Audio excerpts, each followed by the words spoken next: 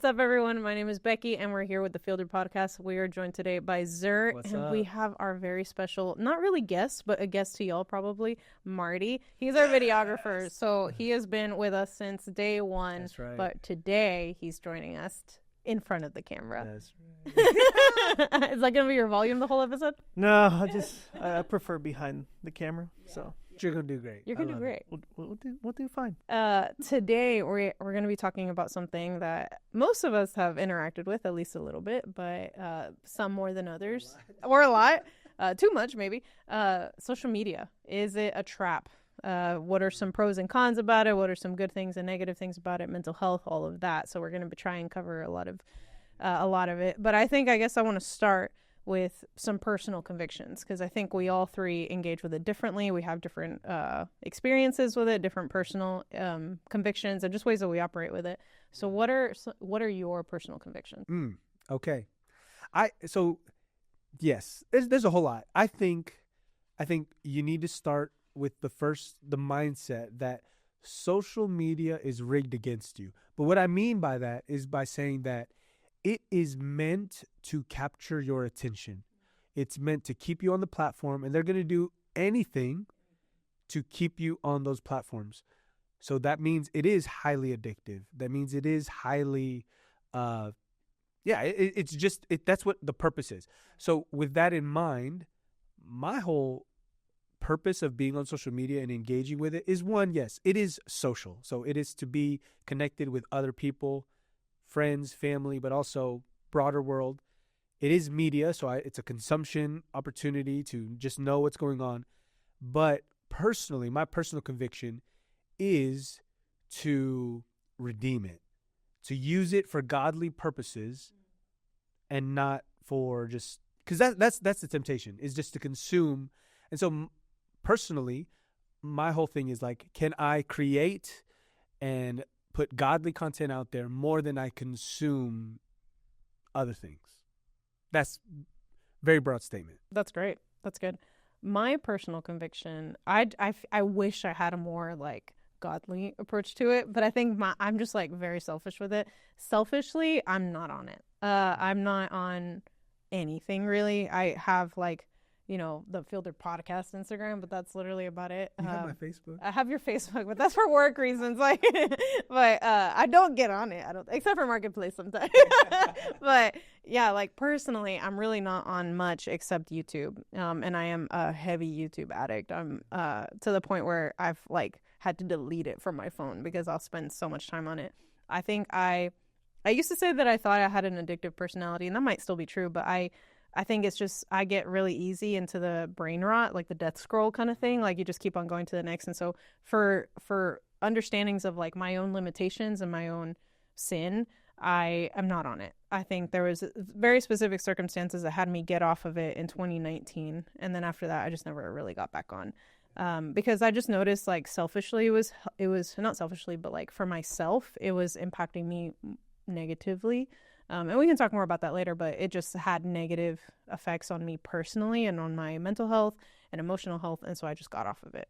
And so I engage with it, again, YouTube, just by consuming more just like videos or like, interviews, whatever. But for the most part, I'm just really not on much of it. Yeah. But what about you? Well, I got to preface and say I'm speaking about me. This is my personal experience because I'm very opinionated, and as y'all know, and I'm not afraid to say what I feel. But this has to do with me because when I was on Facebook and Instagram, I would say and post whatever I wanted, and that became, I don't know, I hid behind kind of the idea of like, well, I'm doing it for Christ, or I'm posting this, very passive aggressive comment or post because I'm including scripture with it, and like, here's my reason to justify my aggression and my frustration with a particular topic. And like you said, I got lost in the doom scroll of just scrolling, which also at times had fed into my addiction with pornography that I struggled with. Be scrolling and someone I'm not even friends with, I'm like, oh, that's there. And then it's like, click, deep dive, and then it's like, here we are. So yeah, there's a lot of things that I've struggled with. I don't even have Facebook anymore. No Instagram, nothing. All I have is YouTube, because there's nothing on there that I watch car videos, Jesus stuff, and that's it. So it's like back and forth. So Yeah, no, that's good. I like that you brought up kind of like the potential side effects and consequences of the doom scroll or the death scroll. There's this phenomenal book called The Power of Habit, and how they break down what habits look like. And so if you're like, if you have habitual sin, there are certain triggers that will happen, and then that trigger will activate a response, an action response, and then that the fact that you responded in the way that you usually do will reinforce the habit. And so it's just like a common, like it's a circle.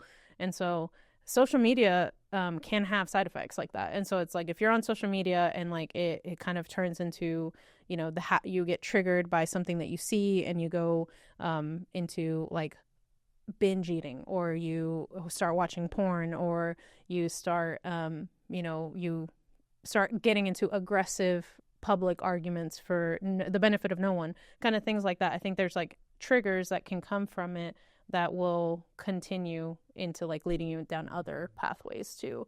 And that's something that I think for me, it made me I kind of mentioned it earlier, but like mental health wise, it just was really bad. Like I wish I could like identify what specifically made it really hard, but it just made me like super depressed. And not social media made me, but like some of the engaging with it in a way that without limitations, it had me in a place of like loneliness and anxiety, and then both of those kind of like spooned into my depression, which I already wrestled with from the get-go. And so I think it just has like kind of things that it can affect in you if you are engaging with it without boundaries. Yeah, and just to speak on that, like you mentioned loneliness. This generation right now is the most connected generation because of the internet and social media, but it is also the most lonely generation. We are isolated. We are sucked into our phones, sucked into our devices, and we get the facade of being connected, but real, genuine, tight-knit community is lacking. And it's because of our phones. You don't even need to go. You just go to a mall, just go to a restaurant, and people are sitting like we are right now at a table. And instead of engaging in meaningful conversation, we have our phones out. Yeah. So yeah, I agree. I was looking up some research on it, and according to Pew Research Center, which I did try and Google it, and I was like, are they like a reputable source? But like I try to do it, and like it seems like they seem pretty legit. But they said that 69% of adults and 81% of teens in the U.S. use social media, and that puts a large amount of the population at an increased risk of feeling anxious, depressed, or ill over social media use. And then there was like 41% of teens with the highest social media use rate their overall mental health as poor or very poor. And then 4.8 hours is the average number of hours a day that U.S. teens spend using 7 popular social media apps limited. And then 60% of the highest frequent social media users who report low parental monitoring and weak parental relationships, who said they have poor or very poor mental health. And so I think there's a lot of elements at play here. It's not just like mental health, but it's also like if you're a teen and you're having all these things and you have like an addiction, is it like relationships around you that you're not able to necessarily rely on for that physical, like emotional in-person relation that's like kind of forcing you to go this way? I don't know. I think I just thought it was like really interesting that they even mentioned parental relationships being like what you're saying. I've seen and experienced before, or like every day almost when I go to a store or something. And not to say they're all like this, but like millennials were kind of like the last generation to play outside, because we got to see the birth of all this tech, and it wasn't as great back then. Flip phone, you had like the Nokia, had to with call the snake, after man. 7 to have I love 3 that minutes, game. Yeah, you know what I mean? 100%. Like, I agree. There's all these limitations, so you still had this face-to-face interaction. But even like nowadays, like I'll go to like Starbucks or something, and there might be, someone from like Gen Z or whatever, Gen Alpha, whatever it is. And it's just kind of like a socially awkward interaction. There's almost like no eye contact. There's almost like, it just feels awkward. It doesn't feel like genuine like it used to. But if I talk to someone older, they're always like willing to look at you. Like sometimes eye contact is uncomfy. I'm like, whoa, like I'm not used to this kind of eye contact. There's some people that should look away sometimes. It's like just staring into your soul. But a lot of the times I feel that disconnect, and I'm trying to engage with someone and have a meaningful conversation, but their mind is like elsewhere. They're extra like fidgety, or they have to look at their phone every few seconds. Yeah. Like right now, my phone keeps on vibrating, and it's just annoying. Like, I don't know, it might be something important, so I don't know. But it's just this constant reminder of like, you're connected. And it feeds that, even now that I'm off of social media, it kind of feeds that, like, I want to answer it. But why? Yes, we were talking about this yesterday about like how like sometimes if a veteran or someone has to get a limb amputated for like medical reasons, they call it like ghost limb, like they can still feel it in a way. There's a phenomenon called like I can't remember. Ghost notifications. Yeah. Yes, where it's like your phone isn't actually ringing, but because you're so used to it, you're like looking to it, and you're like, I could have sworn I heard it ring, but it's, you feel it on your leg. Yeah, you feel it. Your phone's in the other room. But I was like, as I was reading like more research on it, I read something that was really interesting.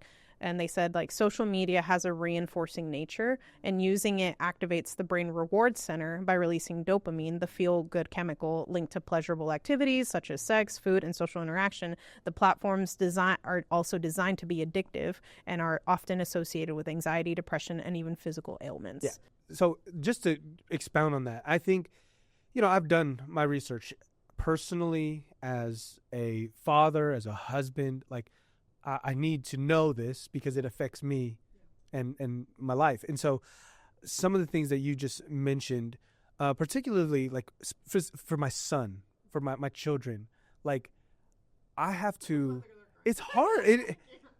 But here's why I think those statistics are super important, is because if we don't, like, you have to understand, social media is designed by its nature to be a trap. Yeah. If you think otherwise, I'm sorry, but you're just wrong.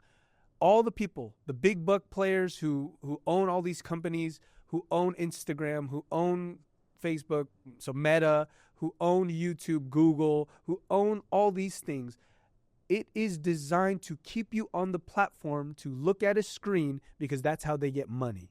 And so you have to come with that in mind. I say that because then I think of my children. They were gifted. I love my mother-in-law, and it was with good intentions. Gifted them a tablet for, I can't remember, it was probably Christmas or something like that. But man, I'm telling you, like, we just saw the demeanor change. When they used to always just, day started, run outside, go play with their friends. When they got that tablet, they're locked in. Yeah. And I always told myself, like, oh, we're not going to be the parents that are the tablet kids, the iPad kids. But I saw it with my own eyes, the addictive nature. And here's the thing. Here's the you're looking at a mirror. They do that because me and Farah did that. We look at our phone. We're attentive to our phone. It's addictive. And so, like, well, I know we're going to get more into it about, like, practices and things like that. But, like, man, it is a trap, and you have to come with the mindset that it is in order to be able to redeem it. Yeah, I agree.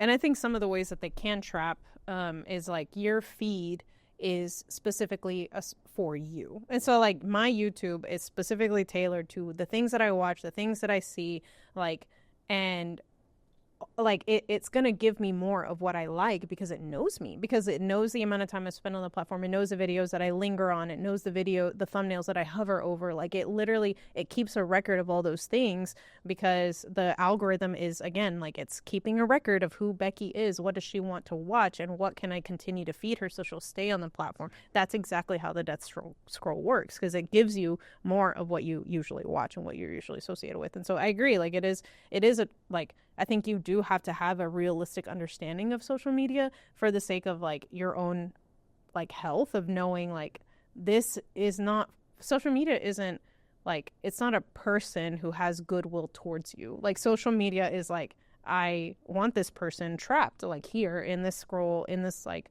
screen, for the sake of, like, you know, that's what it's programmed to do. You know what I'm saying? So yeah, those are just my thoughts. No, that's good. Well, even like, it just brings to mind the idea of, like, your feed shows you what you're looking at. Yeah. Like, imagine that record being shown, like, publicly, or even like Jesus standing before him. He's like, we'll give an account, you know, like, yeah, no, 100%. like, how much more important is all this stuff compared to Christ? Yeah. And yeah, I love that you say that. Also, it is a danger because it is showing only what you like. It is a silo. Like, it is feeding you what you want to hear, and then you don't get diversity of perspectives because I don't want to follow that person. I don't like this person. I don't like that thought. And you're only liking what you like. So it's feeding you more of what you like, and you don't gain a broader perspective. You're not challenged. Like, you're not. And so, like, I think even in politics, like, I try to avoid politics because, like, people get so aggressive sometimes. But like, everyone's feed automatically knows what their political affiliation is. And so, if I want to share a video that's, like, not even politically, like, economically, or, like, you know, foreign affairs, whatever, if I want to share a video with someone who doesn't agree with me, I'm going to have to physically send it to them because they're never going to come across it. Like, because again, their feed is only telling them, like, it's reinforcing what they already believe. And so it's not a space necessarily to be challenged because it's just, again, like, your algorithm is just giving you what you want already. Yeah. I know this wasn't on here, but I do want to, because we have a lot of listeners. They're believers, and they're already engaged with social media. So for you guys, what have been maybe the best practices for you? I know for some of y'all, it's like, I'm going to just get off. But, like, what have you seen or what have you done to help you navigate as a believer, as a Christian, with social media? well, yeah, I had to completely disengage just because coming to a point to where I had to humble myself, or actually be humbled by God, and admit, like, yeah, I'm not as mentally strong as I thought I was. Yeah. You know, hiding behind, like you had mentioned, the politics and Christianity, you know, blending the two. And Marvin Schaefer, he works with us. He had a great quote. He said, sometimes you can hide behind holy intention to fill your brokenness. But I took it a step further and said, and also hiding behind Jesus to justify your vanity. And that's what I was doing. It's like self-righteousness too. Yeah, and it's like I'm posting all this stuff thinking, like, yeah, I'm right. But only certain people are engaging with it because our feeds are aligned. Yeah. And so they're getting my content. And the same people that were liking it are the same. They have, like, these very strong conservative values. And it's like, it was to a fault because I wasn't, it wasn't edifying anybody. Yeah. And then I had gotten called out a few times. And I'm like, you know what? That person's right. Yeah. And so it was at that moment I was like, all right, I'm going to just delete it, get off of it. And that's how I had to deal with it. Yeah. And so now all I do is we deal with social media at work, but I'm not, like, physically, you know, engaging in it. You know, even with this, like, this is going to be online, you know, it's all about really the heart behind it.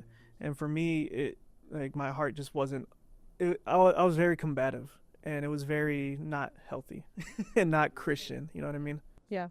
Yeah. For me, I also had a similar mindset. Like, I just got off of it, and it wasn't necessarily because of, like, any, I never posted anything really. Most of the time it was just, like, the doom scroll, and, like, it just gave me, like, I don't know what necessarily caused, like, or what helped reinforce anxiety or depression or loneliness. But I guess, like, I had all these people that would like very intimate, like, if I posted, like, something that was, like, an intimate experience for me, I have all these people that are liking it, that are in the know about it, that I don't even speak to. And so it's just like, it felt like whenever your world gets so much bigger, it also gets so much smaller at the same time. And so I think it just, like, it was kind of overwhelming. Like, I just know all these people, but I don't know any of them. I'm not even in contact with most of them, you know? So it's like, why am I wanting to share, like, something super personal to me with all these people?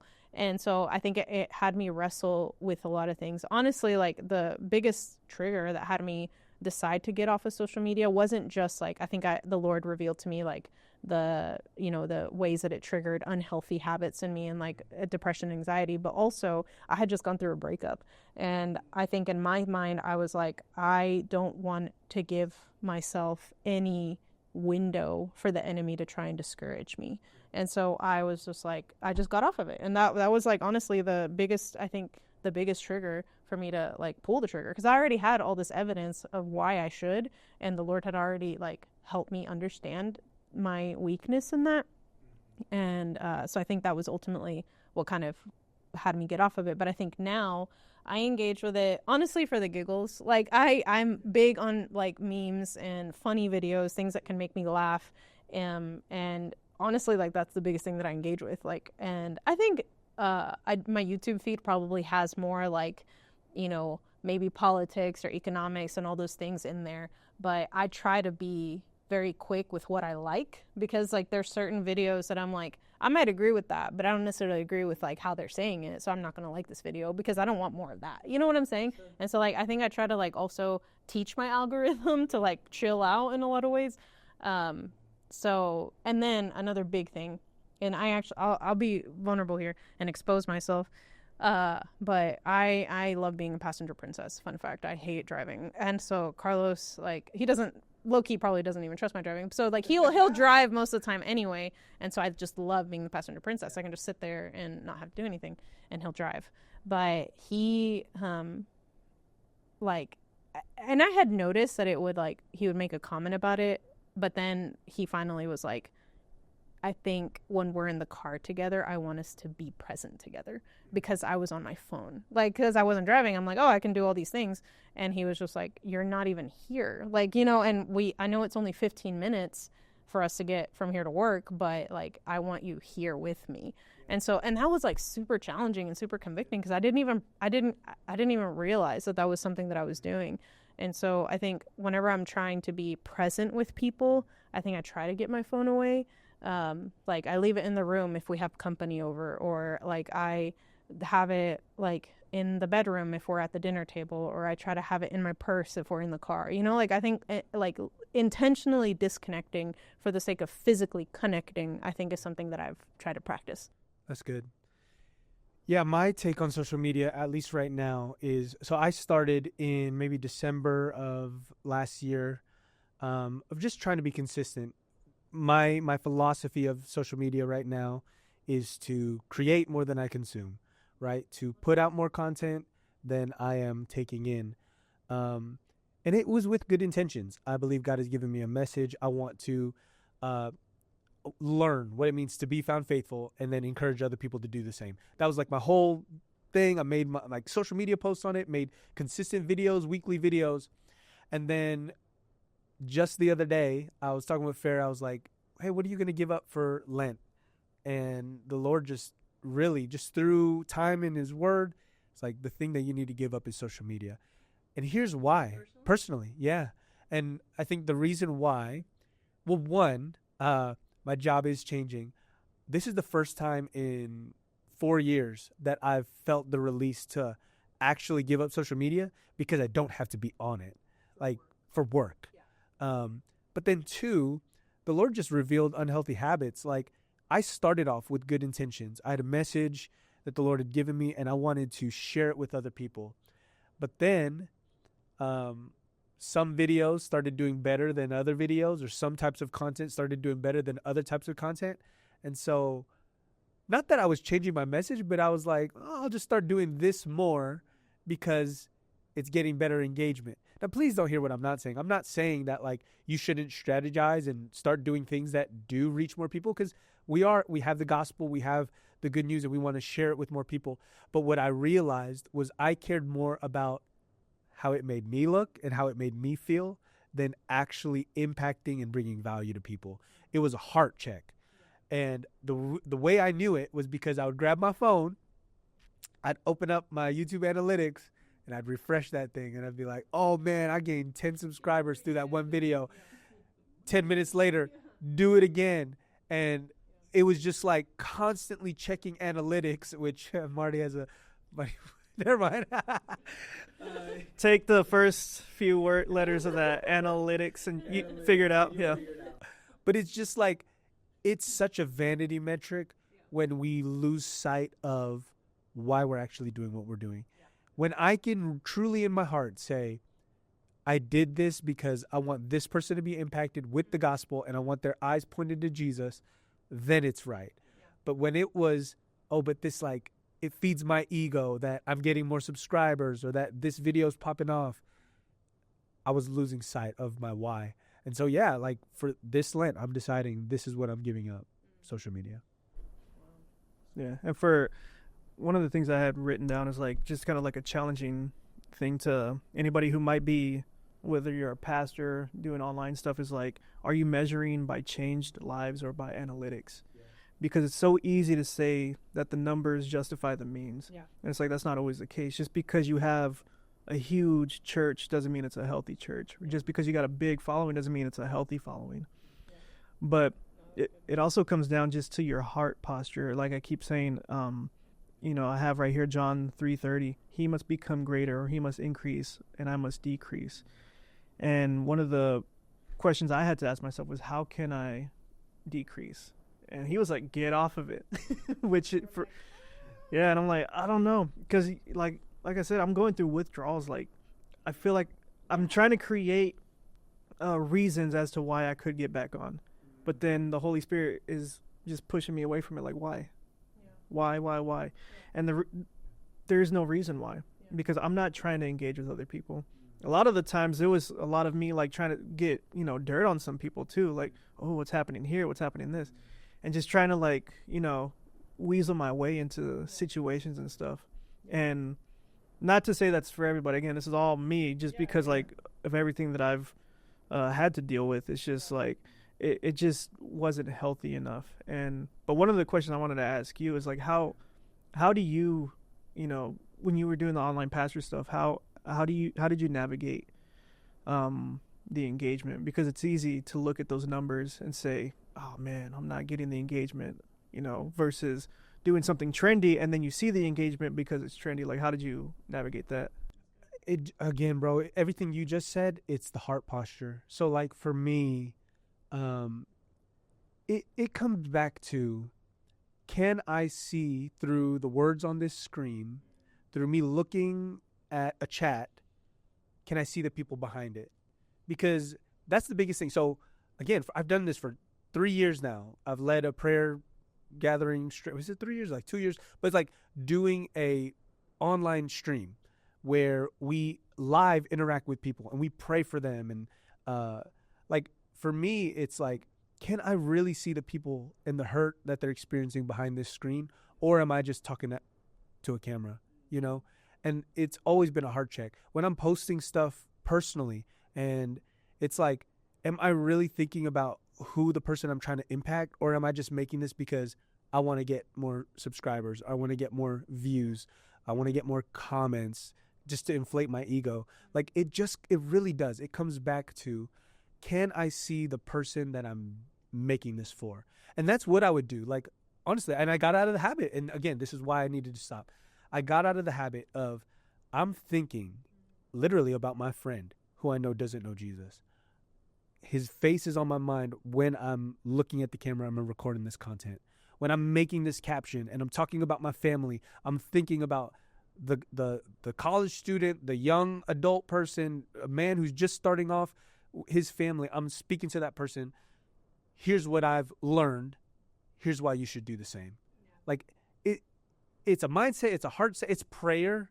Yeah. It really is. Because I think if we do all of these things void of prayer and void of the Spirit, like what are we really doing?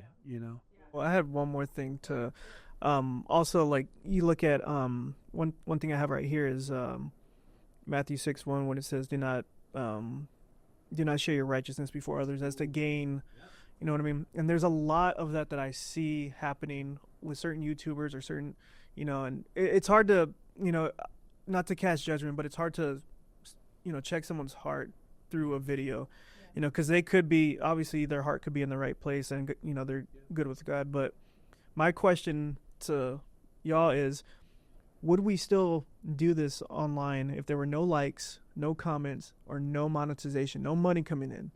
would these YouTubers still do what they do, or would we still do what we do?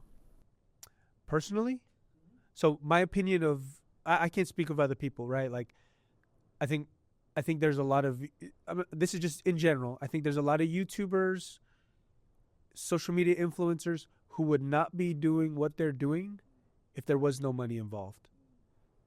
I think that's just point blank, period. Like, a lot of people get into the game now because it's lucrative and you can make a career out of it. However, personally, like, and this goes back to, like, I see social media as a tool. Like, I'm a preacher, I'm a minister of the gospel, and it's like the next generation is on social media. It's on their phone, it's on their laptop, it's in their hands. How do I reach them? Well, I got to reach them where they are. And so I use social media as a tool, but it does come back to, but am I using the tool wisely? You know, or am I just, that's to kind of break through what they're already taking in themselves. It's like, you got to reach. Yeah, that's good. I agree. I my cynicism would say I don't think the internet would be as big as it is without the money aspect. Like, I think I strongly believe that is like so much of what it, and, you know, like I've heard that, you know, like, one of the biggest, you know, you'd ask, like, when I was a kid, like, you would ask us, like, what do you want to be when you grow up? Like, a vet, like a doctor, like a teacher, whatever. And now I feel like most answers would be an influencer. I want to be a YouTuber. I want to be an influencer. Like, I want to be a TikToker, you know, whatever the case. And so I feel like, I don't know, I was praising God this morning as we were, like, prepping for this episode. I was praising God this morning that I grew up in the time that I did, because I didn't have a cell phone until I was in middle school. And I think the only reason why I got it was because I needed someone to pick me up from volleyball. Like, that was literally the only reason why. And it was like it was a pay by minute. And so, like, it was literally just for texting, like, my mom, and that was it. And it was like a little square thing, literally looked like a tiny chocolate bar. Like, it was tiny. And so I'm just like, I was praising God for that, because now, like, that kind of upbringing versus, like, now, you know, like, you have deep fakes now. Like, you have, like, things that are posted on the internet that you have to question whether or not they're even real because of AI, because of technology, because of the internet. And so it's like, I didn't have to deal with that growing up. Like, I was like, I knew if something was on video, it happened because it was a video. But, like, now, this new generation, and, like, even us now as adults, like, we have to, that's a reality that we live in. Like, it's like, we have AI that can make all things possible. Like, you don't even have to have talent to make a movie now. Like, you just use AI and it'll do it for you. Like, you don't even have to have a musician's gifting to be able to write a song. AI will do it. And so it's like, there's all these elements to it that are scary, honestly, because it's like, I didn't, like, if you see a video now, or you see, like, you know, like, I saw this psycho video of, like, Ariana Grande that was singing, like, I can't remember what song, but another famous girl's song,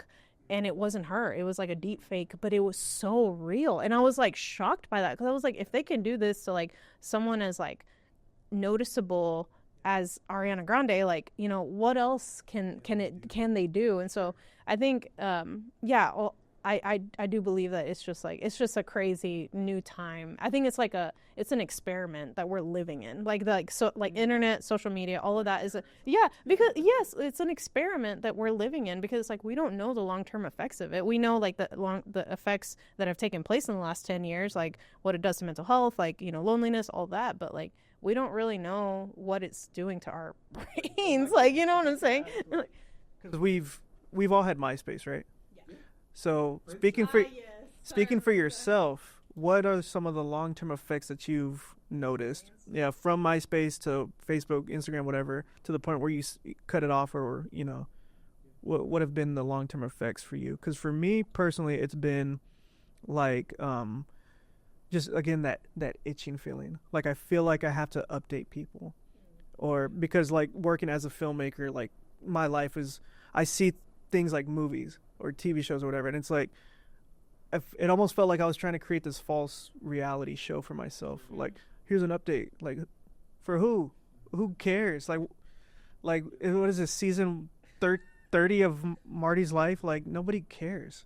And it's like, you know, it used to be back in the day. You had your top 8 or whatever. Like we said, Tom was number 1 on MySpace, and it was just Oh yeah, it took me a second to like new memory unlocked. I was like, been on Becca's face. all the equations around me. But like it was just a small group of friends. We would post stuff, like we'd be stupid on there, just having fun. And then it grew. Zuckerberg took it to that next level of engagement. Then the ads started coming in. People started realizing they could make money. And it just became this whole thing. Like we said, it just blended into this whole political thing or whatever the case may be. And so the long-term effects, again, for me, has just been like sad, depressed, or like the comparisons. I'm not good enough. I'm not this, or I'm not as holy as such and such. And then a few months later, he's kicked out of the church because of whatever. And it's like, oh crap. So, but it was a facade for me. It is, yeah. So like, I think for me, long-term effects, very similar to you in terms of comparison.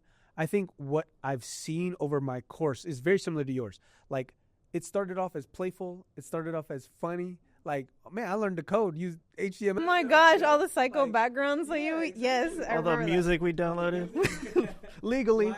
Oh my God. No, I was in LimeWire and freaking tore up our computer. But it's like, it was fun. You were exploring the internet. And then, like you said, I think what happened is, personally, and what I've seen is we've attached self-worth to our online profile, right? And the problem, it's not that like we're putting ourselves out there. The problem is that we're comparing other people's highlights with us. And then what we're forced to do is then post our own highlights. And like you said, it is a facade. Like, that's just what I've seen happen. Fractions of a second posted pictures. Yeah. And then it's the whole thing. Like, you see those videos. What is it really like to be an influencer? And then you see them like they record something, but then what they don't show is they had to go back, get their camera, or they made the funny face, whatever. It's like, it's not real. You're putting your best foot forward, but that's all you see, then that's not really who you are. And I kind of equate it to like, because we're seeing a lot of newer celebrity types with YouTube and stuff like that. They're not really on the level of like, Brad Pitt or Ariana Grande or something like that. But it's like, it's kind of breaking that barrier to where it used to be, you had to be in the business to know these kinds of people. But now everybody's starting to become kind of cut out the middleman. Yeah. But at the same time, it can get to a point to where it's just like numbing. Like, you just start producing content for the sake of producing it. Like, I have a bunch of friends who will reach out to me asking for like to help them with videos and stuff like that, and then I tell them, like, because they're like, hey, give me a list of what I need to buy, and I'm giving them like the cheapest equipment, and it adds up to maybe like $1,000-$2,000, and sometimes even $500, and they're like, oh no, that's too much. But they're not realizing like what actually goes into it and all the work that actually goes into it, but also just the side effect of and again, I'm only talking about the negatives because I've experienced the negatives. But I want to touch on the positives, because like, you got the Ring doorbell app, which I can't stand it because they complain about everything. And it's like, it's 2 a.m. Gust of wind. Yeah, like, go to sleep, all right? But at the same time, like, social media has brought people back together. Like, families that have been lost, people who were kidnapped and they couldn't find, like, they figured out crimes. They solved crimes. COVID? Yeah. Oh my gosh, during COVID, like, yeah, without the internet, we would not have, we would not have stayed connected or anything like that. But yeah, it's just there's so many different there's so many negatives, but I think there are also just as many positives to it. And it's again, it's really like scripture says, be transformed by the renewing of your mind. If you're on social media, transform your feed too, because that's where your brain is at. So just transform those two. And sorry, go ahead. No, you go. I think for me, right, when you're saying that, like, I do want to just maybe, for the listener, somebody who's watching this YouTube video right now, please don't hear what we're not saying. We're not, like, I think there is be wary of social media, but be mindful that, there is a bunch of positives. I think the danger, so like one thing I put here was like, I can't blame the younger generation for being the way they are, because they didn't have a choice. They didn't have a choice. They were born and boom. They were born, and here's the technology, here's the social media, and it is the way the world is. But what I can do is just warn them against, like, there are some negative side effects to it, and to be wise and to use it for the sake of, like, use it for godly purposes. That's really what my encouragement would be. If you find yourself on social media and it's causing you to be anxious or to be depressed, get off it. Yeah. If the videos you're watching don't produce joy, fix your algorithm. Like you're saying, like, make the videos that do show up bring you joy. Yeah. And, like, set limitations. I think it's okay. Like, you'll be okay without your phone for longer than an hour. You know, like, it's just being wise. It really is. I agree. I agree 100%. I think one thing that I would encourage people with is just be aware of how much time you spend on it. Like, I think whenever Apple released that thing that monitors your screen time, like, that people have a love-hate relationship with their screen time, because it's like challenging to be confronted with, like, how much time you're truly spending on your phone. So, like, I would recommend activate your screen time. Like, make sure that it's something that you see at least weekly, if not daily. Like, remind yourself, like, and then you can do this cool thing now where you can set limits on your phone. So, like, I can't give myself more than X amount of minutes or an X amount of hours on this app. Like, you know, you can do those things, and then it gives you the option to, like, you know, you're not a child. Like, it gives you the option to override that. No, I want more time. Okay, do it. Like, but just be aware. I feel like an awareness is just so helpful whenever it comes to social media. I also think, like, a question that you should ask yourself, like, whenever you're posting content or whenever you're ingesting content, like, is this sanctifying? Like, is this sanctifying for me? Is this sanctifying for them? Like, is this truly, like, sanctifying? Because, like, I think ultimately it can be used for good things. I think, like, you know, the people, like, for example, when I gave my life to Christ, it was right before COVID, but it was in 2019, the fall or summer technically. And then I didn't have a church. Like, I didn't know any, like, I mean, I knew people that went to church, but, like, I wasn't connected to that church. And so I just, like, church hopped for a period and just had a really hard time finding a church that felt like I was, you know, not necessarily welcome. I feel like they all made me feel welcome, but just, like, a place that I fit. Like, I had just had a really hard time with that. And I didn't know what denomination I was, you know, like, I was just like, I don't know, like, are all these churches, are they the same? Like, are they not, you know?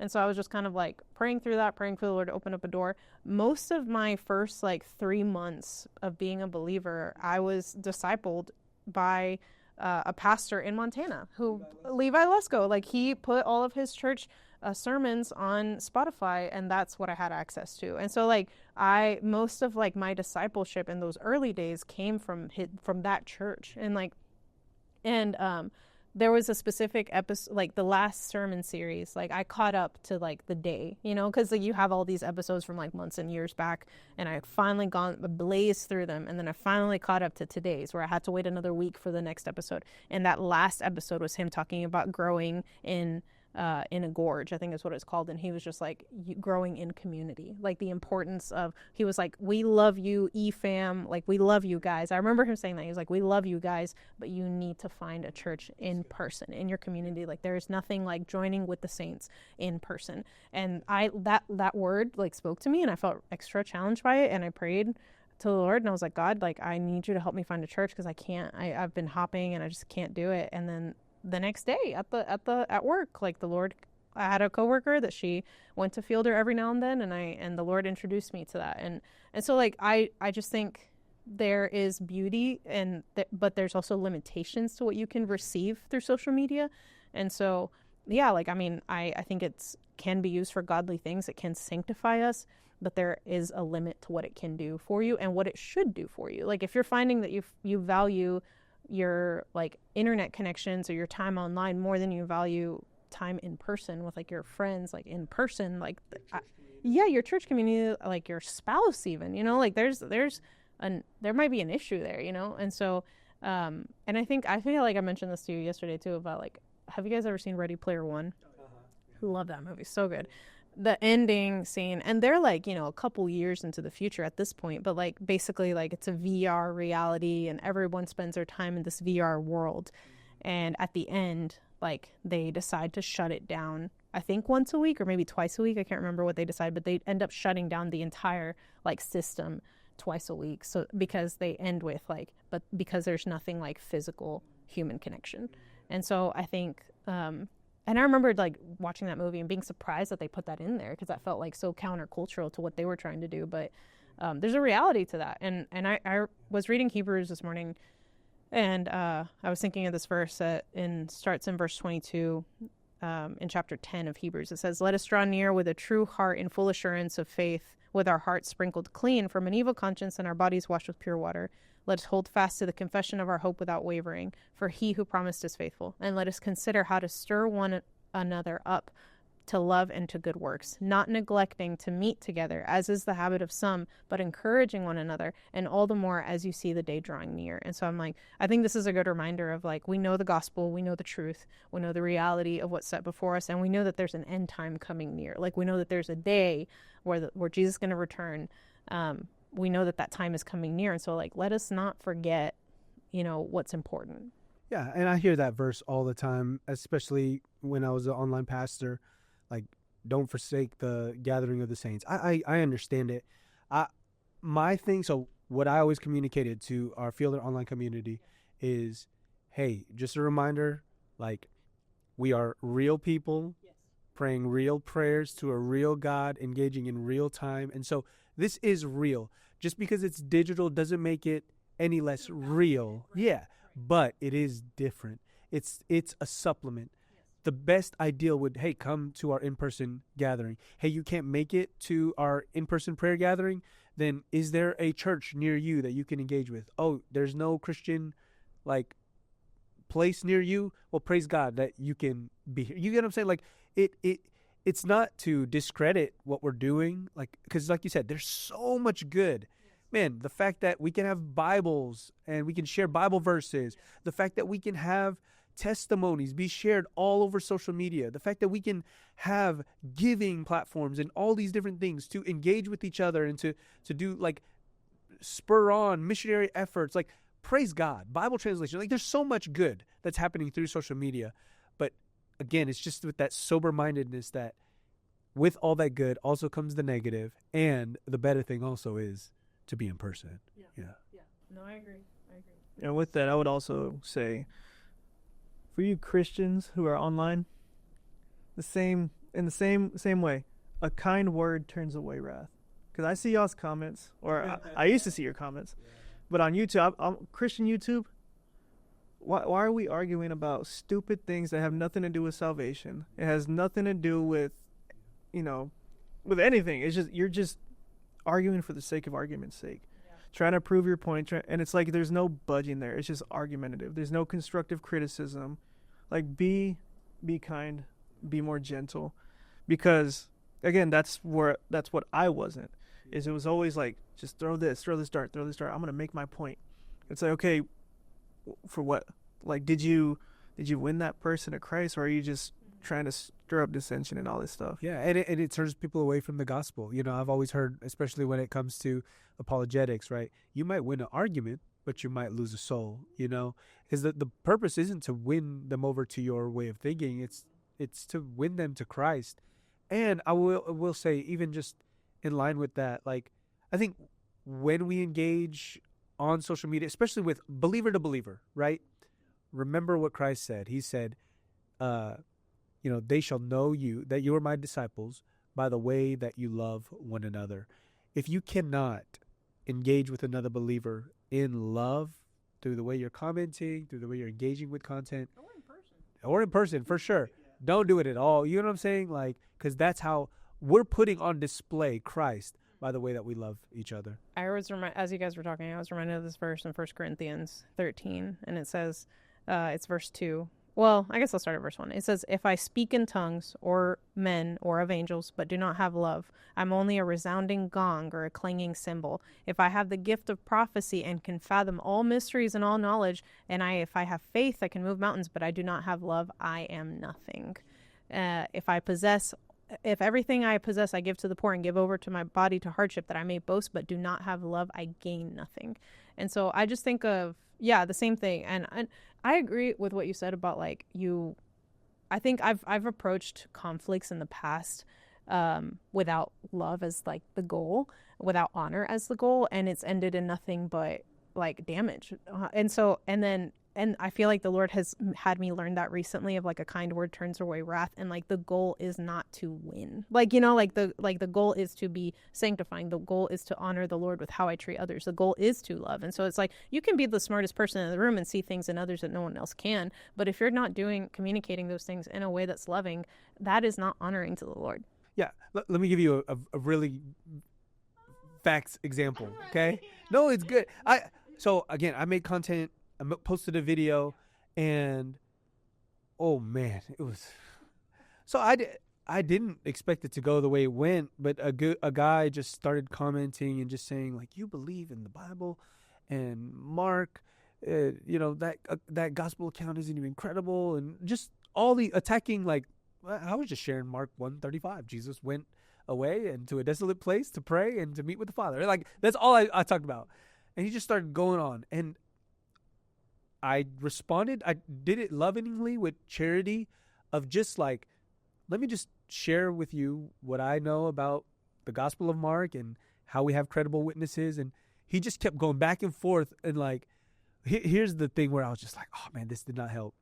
Other believers came in and were like, bro, I'm going to pray for you. You just don't know the truth. Or, bro, man, and he was just like, you just got served. Like, they were trying to support me by saying, you just got served, like, by all this stuff. And like, and I was like, you are not helping in this moment. I'm trying to show him love and just speak with a voice that is understanding. And bro, he just like 20 comments to them, and then to me, but with that same attacking nature. And so I was like, we're not going to get anywhere. So literally my response was, hey brother, my heart wasn't to attack you in any way. If I had offended you, I'm sorry. This is, I think we're just going to have to agree to disagree at this point. But man, I just wish you the best. I didn't even mention like, God bless you, because he would just go off, but I was just like, hey man, I wish you the best. And it was actually, then he responded by just saying like, I forgot what he exactly, but it was just like, it was toned down. And then I look at the other comments to the other people who were supporting me.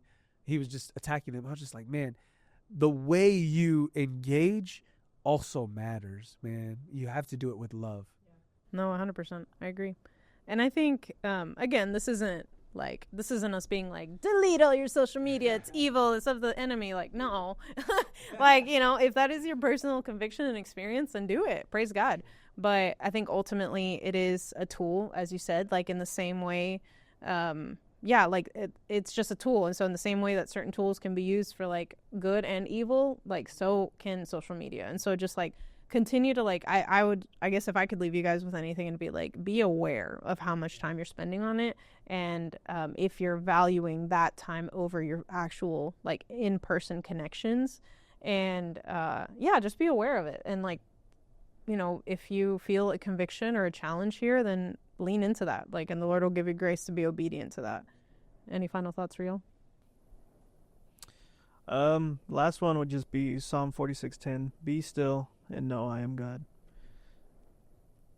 If you're on social media, just set times to take a break. Set times to just be still and know that He is God. Yeah.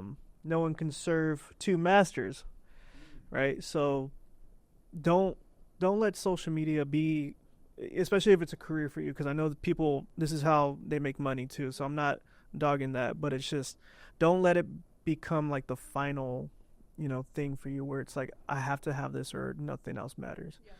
Because the truth is, especially if you're in Christ, that Jesus is the only one that's going to sustain you.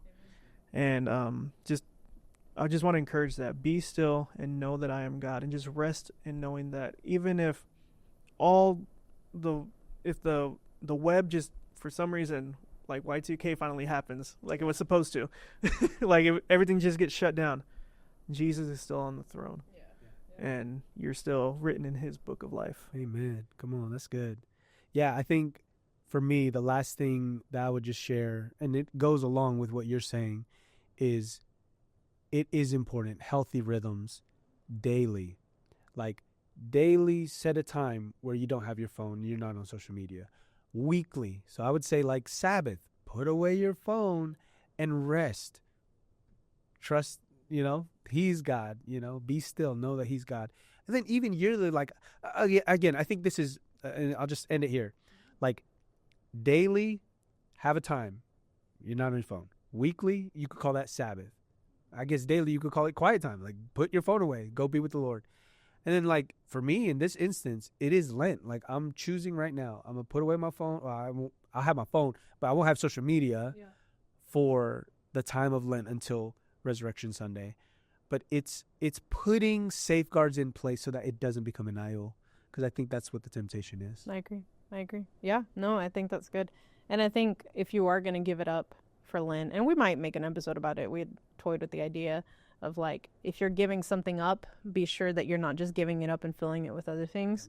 Give it up and spend that time with the Lord, or like in a sanctifying way, in community, like, whatever it takes. So yeah. Thank you guys for joining us. This was so fun. Marty, thank you so much for being here in front of the camera. You did great. All right. We love you guys so much. Peace out.